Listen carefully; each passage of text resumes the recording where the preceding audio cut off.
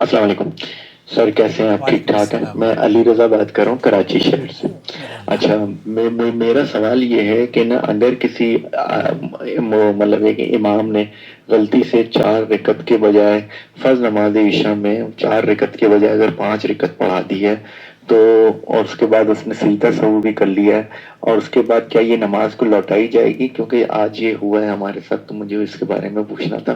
تو کیا یہ طریقہ کار صحیح ہے؟ آپ پلیز صحیح حدیث کی اور جو علماء کی روشنی ہے اس کے اندر ہمیں یہ جواب سکون۔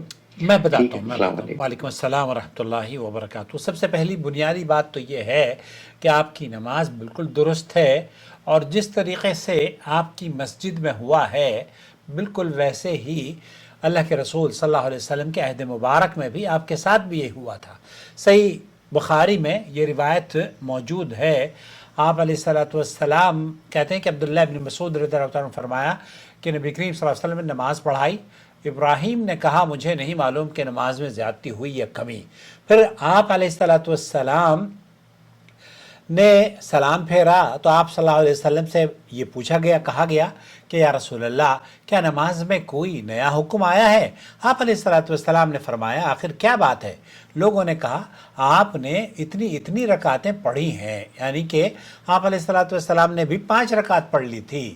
یہ سن کر آپ علیہ الصلوۃ والسلام نے اپنے دونوں پاؤں پھیرے اور قبلے کی طرف رخ کیا اور 2 سجدے کیے، اور پھر آپ علیہ الصلوۃ والسلام نے سلام پھیرا۔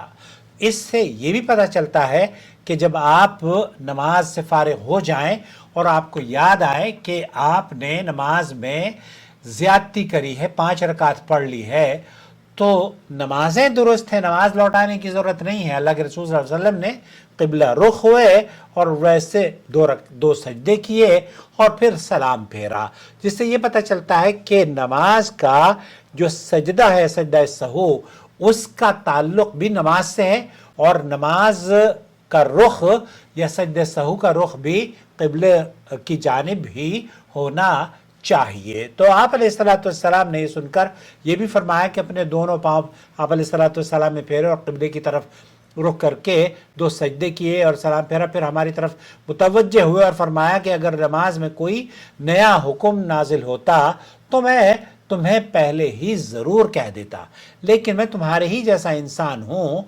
جس طرح تم بھولتے ہو میں بھی بھولتا ہوں، اس لیے جب میں بھول جایا کروں تو تم مجھے یاد دلا دیا کرو، اور اگر کسی کو نماز میں شک ہو جائے تو اس وقت ٹھیک بات سوچ لے اور اس کے مطابق نماز پوری کرے، پھر سلام پھیر کر 2 سجدے جسے سجدہ سہو کہتے ہیں وہ کیے۔ تو اللہ کے رسول صلی اللہ علیہ وسلم سے دونوں طرح سے ثابت ہے کہ آپ علیہ السلام اگر نماز میں کوئی چیز ناقص ہوتی تو آپ سلام پھیرنے سے پہلے سجدتین کرتے اور پھر سلام پھیرتے۔